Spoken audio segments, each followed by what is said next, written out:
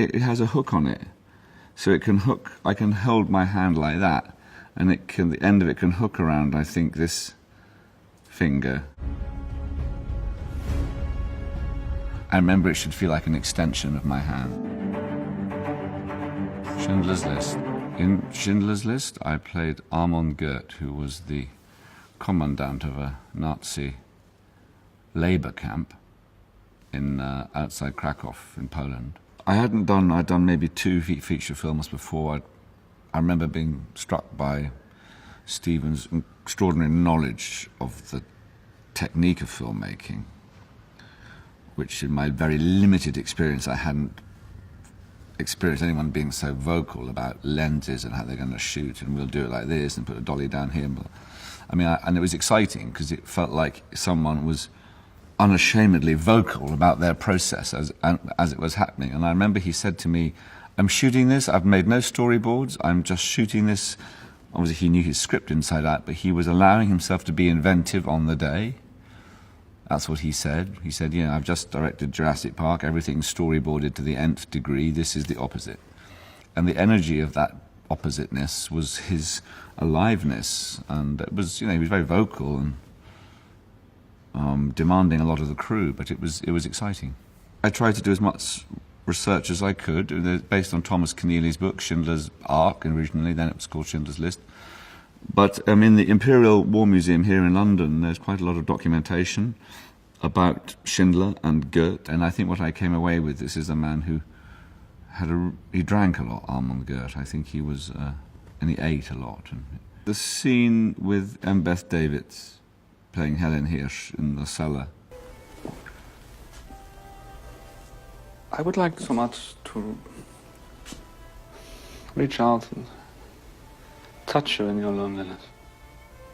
What would that be like, I wonder? I mean, what would be wrong with that? And I realize that you're not a person in the strictest sense of the word, but... That was quite a challenging... It was a beautifully written scene. I just remember the challenge of a man who's suddenly finding someone designated in his eyes as unacceptable. He sees all that prejudice starts to slightly crack, possibly because of he's allowing an attraction or a desire to come to the surface. I mean, it feels very human. The Harry Potter series. I hadn't invested time in reading the books. I knew there was a Harry Potter huge thing happening, but I hadn't seen the earlier films, so I had no sense. It was only when my sister, who has children, said, "Don't you realise what they're asking you to do is extraordinary?" And then I took it a bit more seriously. I wasn't that aware. No, when it was first proposed to me, do I like this part? What does it involve? You know, is it something I would enjoy playing? And I did in the end. Yeah. You're a fool, Harry Potter, and you will lose.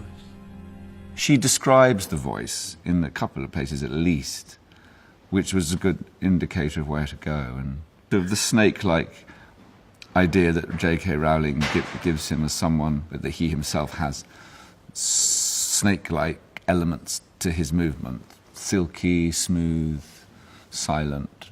With Stuart Craig, who's the production designer, and his team, we discussed what the wand would be. It has a hook on it, so it can hook. I can hold my hand like that, and the end of it can hook around, I think, this finger.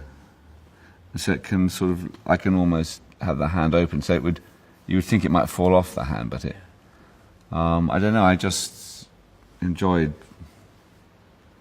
the thing that it could be light in the hand. I didn't have as much prosthetic makeup as people think I did. They removed my nose digitally later on, so I was covered in coloured dots, and then I had to sit in front of cameras and every angle recorded, and then for the digital expert. Marc Coulier was the makeup artist for me, and his team gave me a white, pale, sort of sickly complexion, but then they had these sort of vein-like paintwork, which was actually transfers, so they could have consistency. So they just sponged the transfers onto my scalp and face to give this sort of slightly translucent, vein-like quality to the sickly pallor.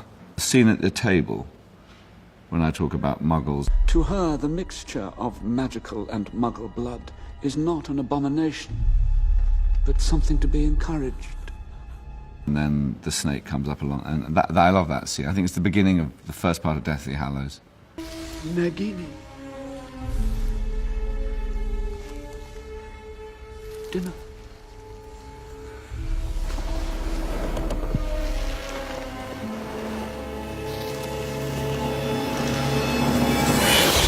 That was a great scene. And I love shooting the death duel. That was cool, with Daniel in the big courtyard. That was epic.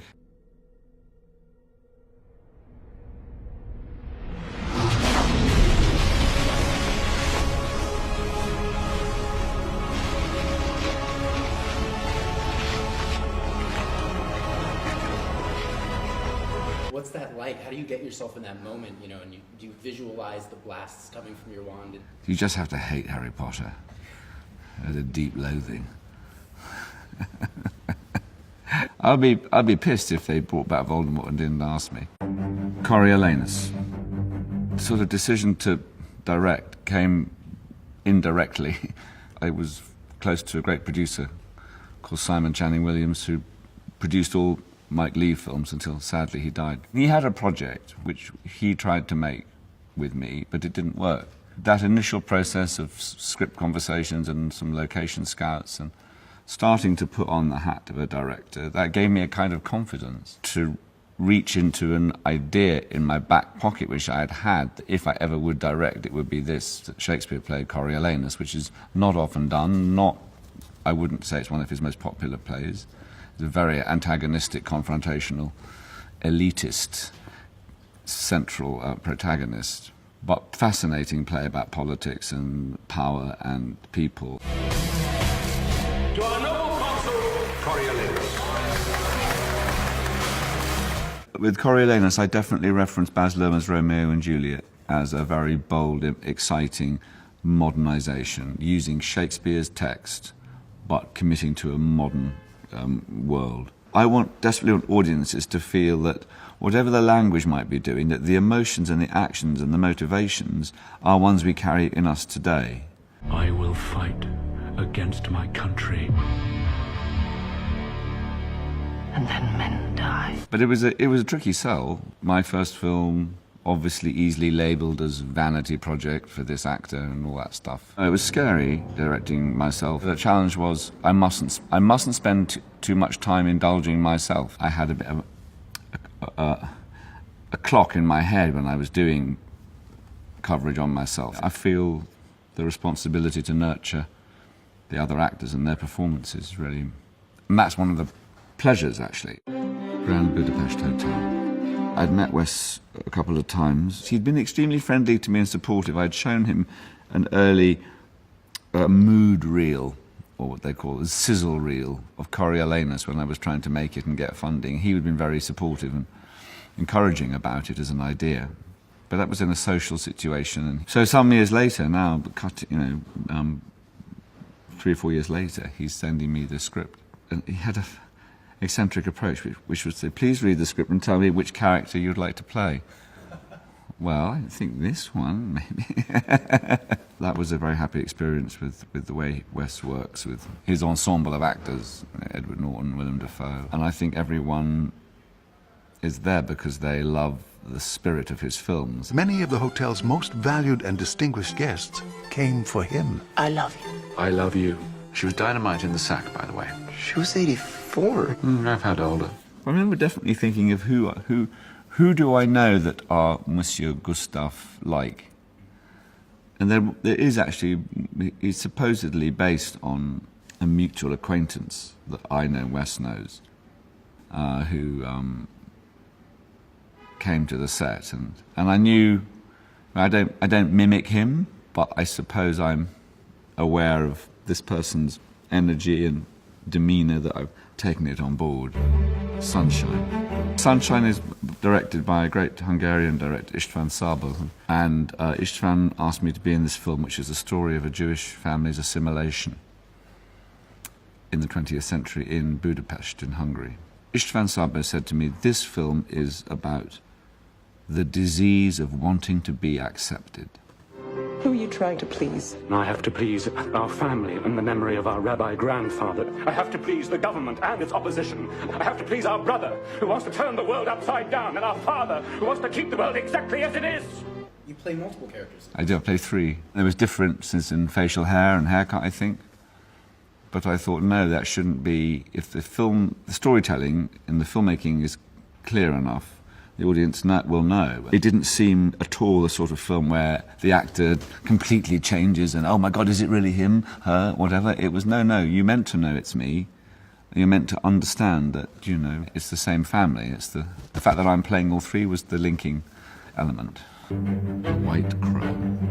White Crow is about the defection of Rudolf Nureyev, or the events leading up to his defection. So this great Russian ballet dancer, who was arguably like a sort of equivalent to a pop star in the world of ballet, and I grew up with, never saw him dance, but I grew up with his name being mentioned as the god of ballet, or of male ballet dancers. I was given the early chapters of a new biography about Nureyev, and when I read about him, and it wasn't because I love a ballet, it was because of his spirit.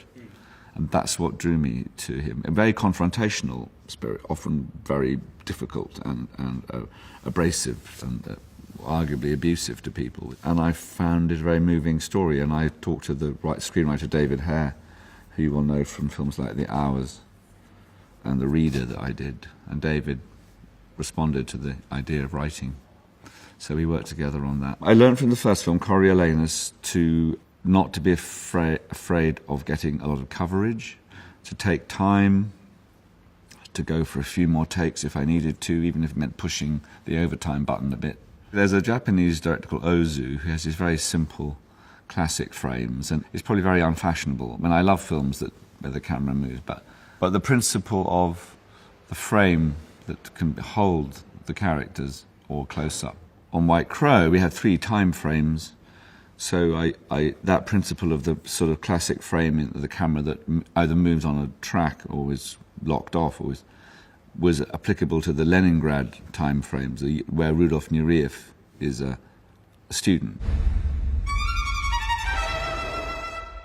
And then when he's in Paris, it's more immediate. So then with Mike Ely, the brilliant cinematographer who shot that, a lot of it's in the hand. So it's sort of caught moments or found, and the camera has permission to be a bit messy as it looks for the best way to discover a scene between characters. My name is Rudolf Nureyev. I want political asylum. No!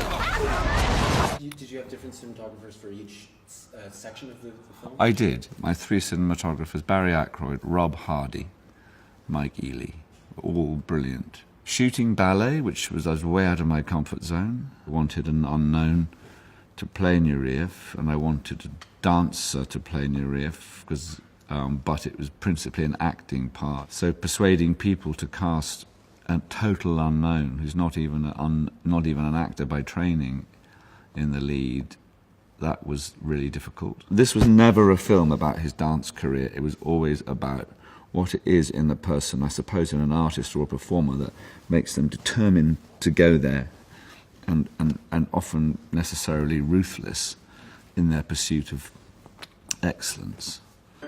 A bigger splash. Harry Hawks as the character, a great script by David Kaganich, Luca Guadagnino directed, myself, Tilda Swinton, who plays a rock star with whom I have been in love. She's with her current boyfriend, Matthias, played by Matthias Schoenertz, and set on an island called Pantelleria. And we shot it on the real Pantelleria, which is an island between Sicily and Tunisia. But I love this part, this sort of, he's a music producer of a certain type, quite mouthy and in your face. And was there anyone from your life that you used as inspiration for Harry at all? Well, a little bit my brother Magnus, who is a music producer and composer, but a little bit of Magnus. But also just, it leapt off the page about who Harry was. Yeah, and I just loved Luca's approach, and when I first met Luca and he talked about it, and the part was great on the page, and I just like Luca's filmic intelligence and his inquiry, and he's properly creative on a set, and I just he thinks very beautifully filmically. He respects the journey of the characters, whilst, I mean, there are some filmmakers who their direction sort of smothers the life of characters with fancy camera work or funny editing choices. Or The English Patient. On The English Patient, we all, meaning the actors with Anthony and the crew, we all believed in the emotional sort of breadth and scope of it. It all felt like a drama that had visual scope and emotional scope. But at the time, I mean, it was hard to finance because none of the protagonists were, in the eyes of the Hollywood establishment, none of us were insurance stars. Right. We were all up-and-comers. So it didn't jump out at the people with the purses. It was, in fact, Harvey Weinstein who saved it.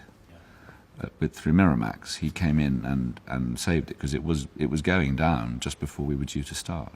I have a happy memory of being in great locations, being in Rome for a while, then going to Tuscany, then going to Venice for a short time, then going to Tunisia, going to the Sahara, so suddenly in this desert landscape. Clifton had offered to fly down from Cairo to collect me. He flew like a madman always, so I took no notice. I don't think now, with the way independent films or that sort of adult drama, character-led films, the sort of budget would be hard now. We'd probably have to shoot it in half the time. We shot from September to January, 1995 to January 96. The Constant Gardener. It's a John le Carré story, produced by Simon Channing Williams, who I talked about earlier, who came to me with the project. Simon brought in Fernando Meirelles, he was being talked about for the City of God. And I thought that was an inspired choice, because there's a kind of Englishness that sits with John le Carré's work, which is great. I could see how an English director would confirm certain stereotypes. I mean, the whole thing had a looseness and a documentary-like feel, which shook it, and I think shook it away from the pages of a book, which is what I think you need that. How are you? How are you? We can't involve ourselves in their lives, Tess. There are millions of people, they all need help. Justin Quayle, his name. He's a certain type of self-effacing Englishman of a certain sort of middle-classness, I suppose. Well-mannered, charming, possibly thought of as ineffectual, and not someone to shoulder their way to the front of a queue, not someone who pushes forward their ambition, but is decent and reveals himself to have a core of steel and determination in trying to avenge or get to this, at least to the secret of his wife's murder. The appeal to me was, here is a guy that everyone thinks is a bit soft, actually has a kind of extraordinary courage, and I love that movement. This is someone who no one thinks, but he pursues and pursues and pursues and pursues. I'm not conscious that I have the same approach for every part, because often the director you're working with informs the approach you might take. A lot of the time I feel things intuitively. I think about who they are, I think about their inner life. Where are they from? Who are their parents? What, you can give yourself imagination exercises. People ask about research, but actually there is research, but actually a lot of it I think is just intuition and imagination.